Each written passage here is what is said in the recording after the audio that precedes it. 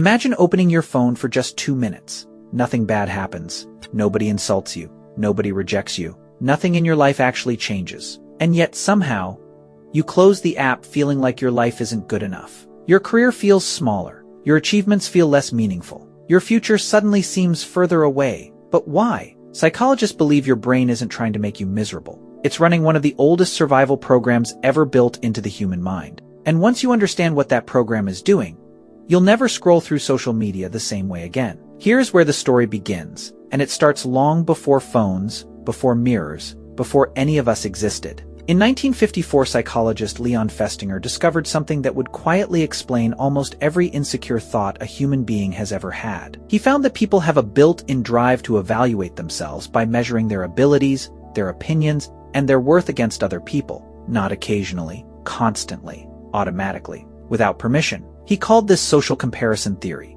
And what made his discovery so unsettling is that this drive doesn't switch off just because you want it to. Your brain runs this comparison quietly in the background of almost every social interaction you have, whether you're aware of it or not. But why would the brain build something so painful into its own operating system? The answer takes us back to a time when comparison wasn't a psychological inconvenience. It was survival information. Long before social media existed, comparison wasn't emotional. It was survival. Your ancestors needed to know where they stood inside the tribe, who was stronger, who had more influence, who posed a threat. Knowing your place helped you survive. So the human brain evolved to compare automatically. The world changed. Your brain never did. But here's where it becomes even more fascinating. Neuroscientists studying the brain during social comparison found something that stopped them in their tracks. When people were shown information suggesting someone else was doing better than them, in an area they personally cared about, a specific region of the brain lit up, the anterior cingulate cortex, the same region that activates during physical pain. Watching someone succeed in something you value doesn't just feel uncomfortable to your brain. On a neurological level, it registers as something disturbingly close to an actual injury. This is why a single photo of someone else's vacation, someone else's body, someone else's relationship, or someone else's success can genuinely ruin your entire afternoon. Your brain isn't being dramatic. It is reacting to what feels like real damage. And this brings us to the part of the story that affects almost every single person watching this right now. Here's where it gets even more surprising. For most of human history, social comparison had a natural limit. You compared yourself to the people in your village, your tribe, maybe a few dozen people you actually knew. The comparison system, as powerful as it was, operated inside a small, manageable world. Then, everything changed. Today, the average person is exposed to more images of other people's lives in a single afternoon than their ancestors saw in an entire lifetime. Every scroll delivers another carefully selected photo,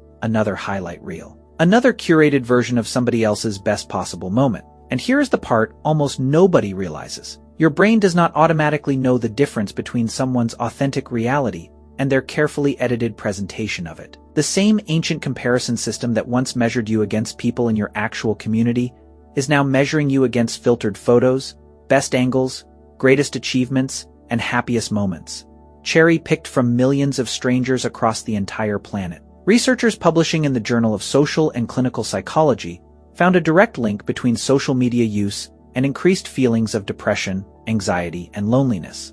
Not because social media itself is evil, but because it is feeding your ancient comparison machinery an amount of input it was never built to process. Imagine a system designed to compare you to 30 people your entire life suddenly being asked to compare you to 3 million people before lunch. Your brain doesn't know that the smiling photo was the 47th attempt. It doesn't know that the vacation was funded by debt. It doesn't know that the relationship falling apart behind closed doors. It only sees the polished surface, and it compares your unfiltered, complicated, very real life against it. Every single time. This is why so many people finish scrolling feeling worse than when they started, without being able to name exactly why. But something even deeper is happening underneath all of this. Psychologists studying relative deprivation discovered that humans don't judge their own success in absolute terms. They judge it in relative terms. Someone earning a comfortable income can feel completely inadequate the moment they learn a friend earns more. Someone who just achieved something meaningful can feel strangely empty the instant they see someone else who achieved more. This means that no matter how much you accomplish,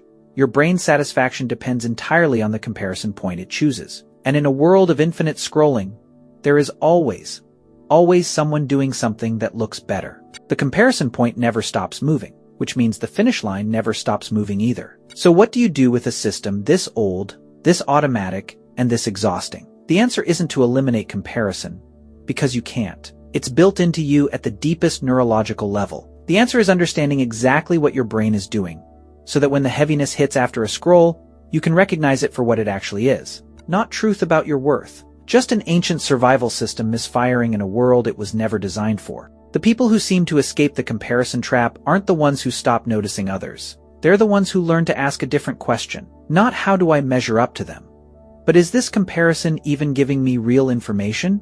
Or is it just my ancient brain reacting to a carefully constructed illusion? That single shift in awareness doesn't silence the comparison instinct, but it takes away its power to quietly run your entire emotional life. The next time you feel that familiar heaviness creeping in while scrolling, pause for just a moment and ask yourself one honest question. Am I comparing myself to a real person or to a performance? That question alone might change the way you experience every scroll, every room, and every version of success you see for the rest of your life. If this video helped you understand something about your own mind that you've felt for years but never had words for, subscribe for more psychology videos that reveal the hidden patterns behind human behavior. And before you go, tell me in the comments, what's one moment when comparison quietly stole your peace? I'd love to read your thoughts.